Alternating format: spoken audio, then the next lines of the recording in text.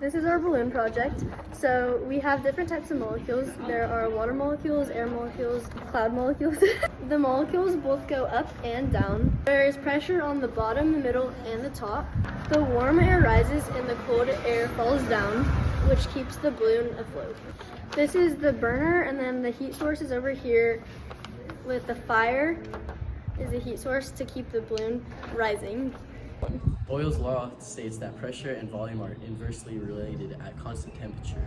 How would this law apply to the air inside the balloon as it rises higher into the atmosphere, where pressure decreases?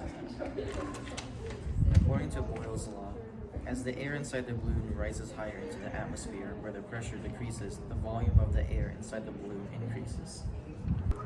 In Charles' law, it states that volume and temperature are directly proportional. Explain how this law allows the hot air balloon to rise when the burner heats the air inside the balloon. According to Charles' law, when the burner heats the air inside the hot air balloon, the increase in temperature causes the volume of the air to expand, making the balloon less dense and allowing it to rise. Gay-Lussac's law states that pressure and temperature are directly proportional. How does this law relate to the heated air inside the balloon? According to his law, when the air inside the balloon is heated, the increase in temperature causes the pressure of the air to increase, helping to keep the balloon inflated and aiding its ability to rise. What would happen to a hot air balloon if the burner suddenly stopped working? Use gas laws to explain your answer. If the burner suddenly stopped working, the air inside of the balloon would cool down, causing the volume and pressure of the air to decrease, which would make the balloon more dense and cause it to descend. Pilots sometimes release air from the balloon to descend. Which gas law best explains this process and why? Charles' law best explains this problem because there is less hot air, making the air inside of the balloon more dense. Why does a hot air balloon require continuous heating to stay afloat? And what role does energy transfer play in this process? Because Boyle's law gives a constant temperature to keep the air inside less dense than the other air outside. The air inside gets a continuous heat energy from the burner.